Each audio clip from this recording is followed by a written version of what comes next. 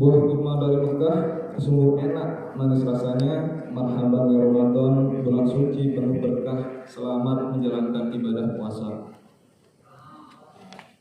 Merdeka! Arif bongkar, saya setuju, fraksi PKS setuju. Mohon Pemkot Kota Malang menindaklanjuti tentang reklame. Bismillahirrahmanirrahim. Pendapat fraksi PKS DPRD Kota Malang terhadap LKPJ Wali Kota tahun anggaran 2020. Assalamualaikum warahmatullahi wabarakatuh. Salam sejahtera bagi kita semua. Yang terhormat Saudara Pimpinan Rapat Paripurna DPRD Kota Malang, yang kami hormati Saudara Wali Kota dan Wakil Wali Kota Malang, yang kami hormati anggota DPRD Kota Malang, yang kami hormati jajaran Forum Komunikasi Pimpinan Daerah Kota Malang atau yang mewakili, yang kami hormati Saudara Pejabat Sekda Kota Malang beserta jajaran eksekutif pemerintah Kota Malang, yang kami hormati pimpinan partai politik, perguruan tinggi, instansi vertikal, dan rekan-rekan wartawan yang berbahagia. Rapat Dewan yang terhormat dan hadirin yang berbahagia, alhamdulillah puji syukur kehadirat Allah Subhanahu wa taala karena atas limpahan rahmat, karunia dan ridhonya pada hari ini kita bisa diberi kesempatan untuk menghadiri rapat ini dalam keadaan sehat walafiat. Salat dan salam tercurahkan pada qudwah hasanah kita Nabi Muhammad SAW, teriring doa dan harapan semoga Allah Subhanahu wa taala senantiasa memberikan perlindungan dan petunjuknya sehingga kita mampu menunaikan tugas dan kewajiban dalam upaya mewujudkan keadaan yang lebih baik untuk kita semua. Amin ya rabbal alamin. Tak panjang kata, kita langsung ke inti di halaman 4. Ada beberapa catatan dari fraksi PKS, langsung kami bacakan. Dari kajian dan pembahasan terhadap LKPJ Wali Kota Malang tahun anggaran 2020, maka kami dari fraksi PKS memberikan beberapa catatan penting sebagai berikut. Yang pertama, fraksi PKS memberikan apresiasi atas kinerja pemerintah Kota Malang tahun anggaran 2020 sebagaimana terlihat dari beberapa indikator kinerja utama seperti nilai IPM Kota Malang yang terus meningkat dari 81,32 pada tahun 2019 menjadi 81,45 di tahun 2020. Selain itu, pertumbuhan ekonomi yang masih menunjukkan kondisi yang kondusif meski dalam situasi pandemi seperti saat ini mengalami peningkatan sebesar 0,22%. Yang kedua, format LKPJ tahun anggaran 2020 mengacu pada Permendagri nomor 18 tahun 2020 tentang pelaksanaan peraturan pemerintah nomor 13 tahun 2019 tentang laporan dan evaluasi penyelenggaraan pemerintah daerah. Namun dalam LKPJ Wali Kota Malang tahun anggaran 2020 hanya melaporkan kinerja target berupa realisasi program dan kegiatan setiap urusan pemerintahan. Jadi ini sepertinya berulang dari tahun ke tahun.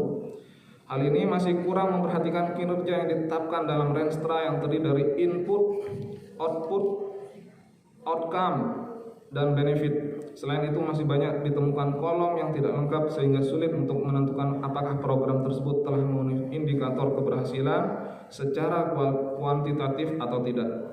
Salah satunya adalah penjelasan mengenai permasalahan yang timbul di masing-masing program, terutama bagi program yang berjalan tidak sesuai dengan target evaluasi.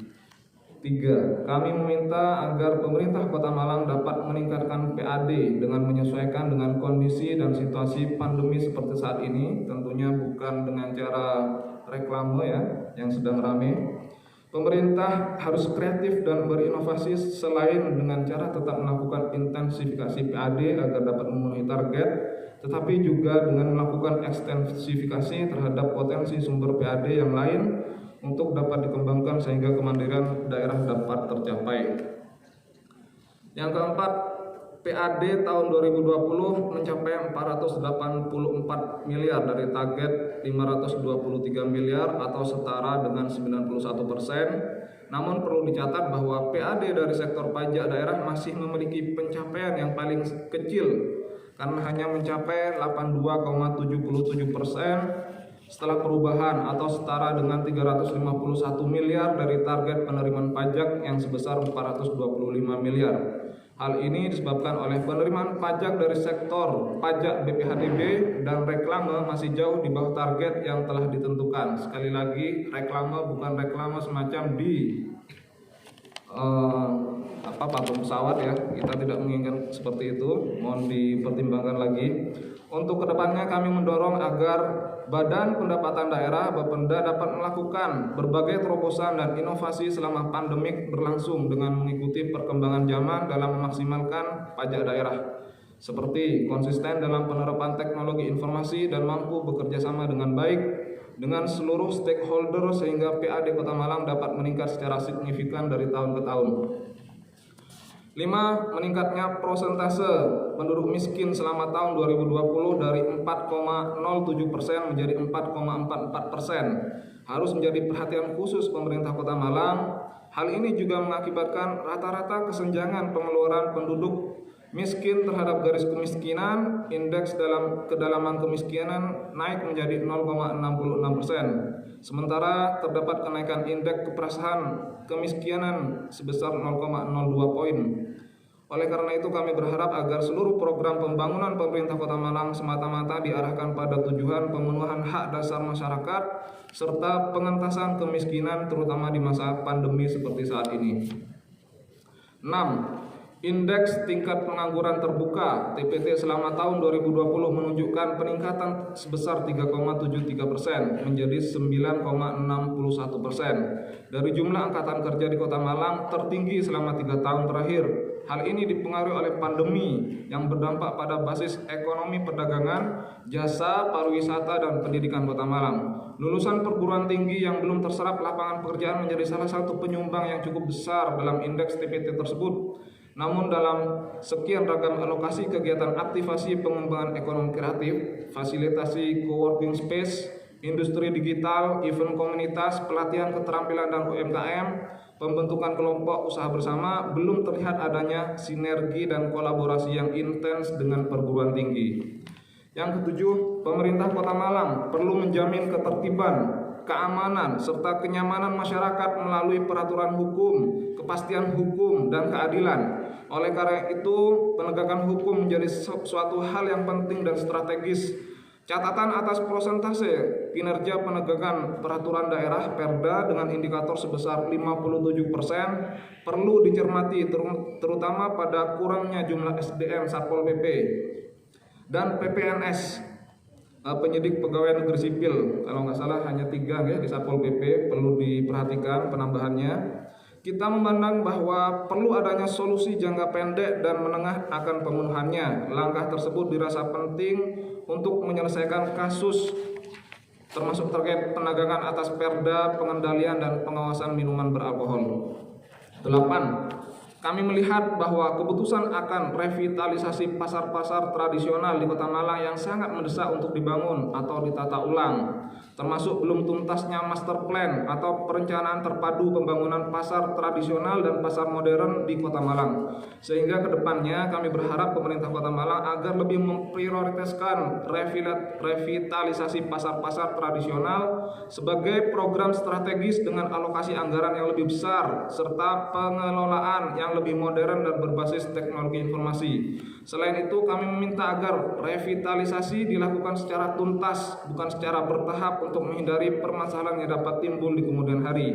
Kami juga meminta agar pemerintah Kota Malang membuat perencanaan terkait target penyelesaian beberapa pasar yang sampai saat ini mangkrak pembangunannya dan belum jelas kapan akan diselesaikan dan dibangun kembali, seperti Pasar Blimbing, Pasar Gadang, dan Pasar Besar, dan beberapa pasar lainnya.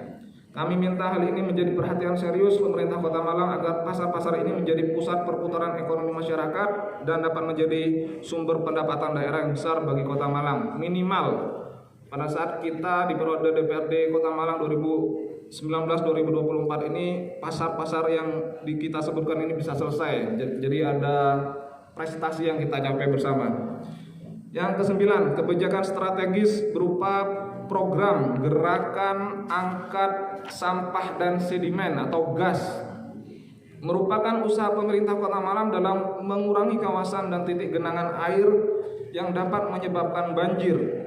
Di sini kami mempertanyakan seberapa besar tingkat keberhasilan program ini dan seberapa besar dampak program ini terhadap penanggulangan banjir di Kota Malang.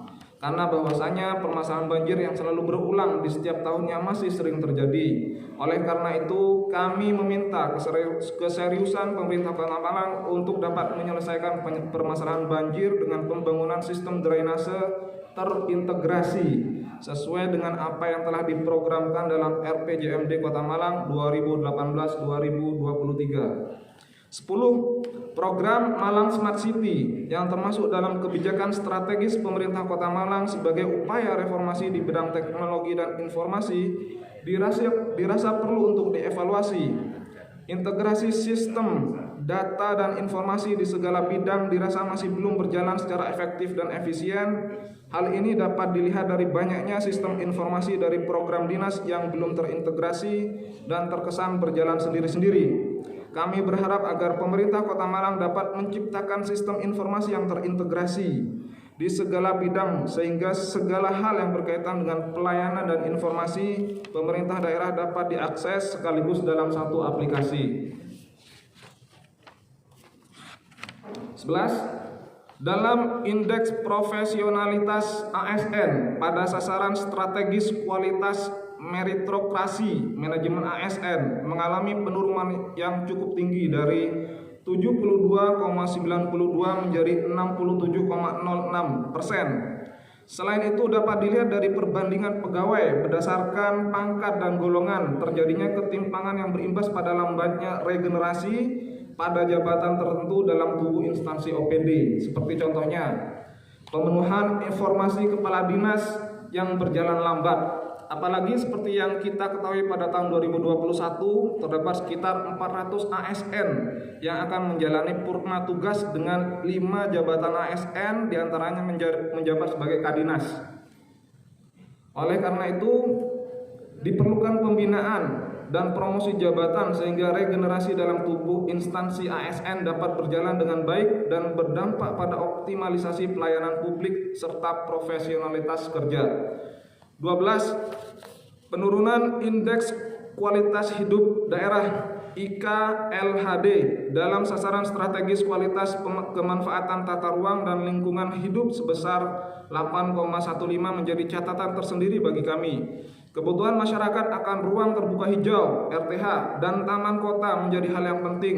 Apalagi program ini juga berintegrasi langsung dengan Perda BMD yang akan memanfaatkan aset pemerintah daerah dalam membangun ruang terbuka hijau, taman kota, dan daerah resapan.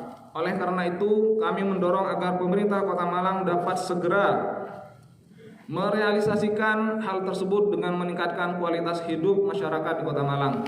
Terakhir, 13.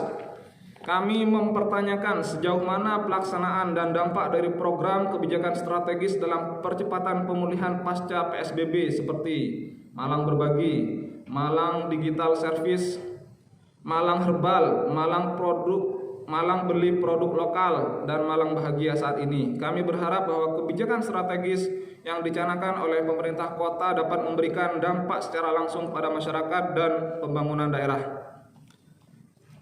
Sudah terakhir,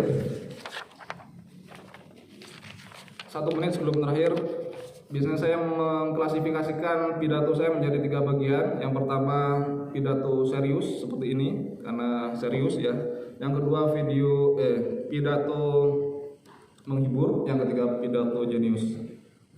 Contohnya sekarang pidato serius karena Bapak dan Ibu nggak ada yang tertawa. Terima kasih. Oh, tertawa ya, berarti masuk kategori yang kedua, pidato menghibur. Terima kasih. Tertawa Pak Wali, alhamdulillah masuk ke kategori pidato jenius. Allahumma fiq ila aqwamit thoriq wa billahi taufiq wal hidayah. Wassalamualaikum warahmatullahi wabarakatuh. Bunga kinasih di tepi jalan dipandang sendiri sambil minum es. Terima kasih atas waktu dan perhatian. Demikian tanggapan dari fraksi PKS Malang 15 April 2021, fraksi Partai Keadilan Sejahtera DPRD Kota Malang, Ketua Trio Agus Purwono STP, ditandatangani di stempel basah. Terima kasih.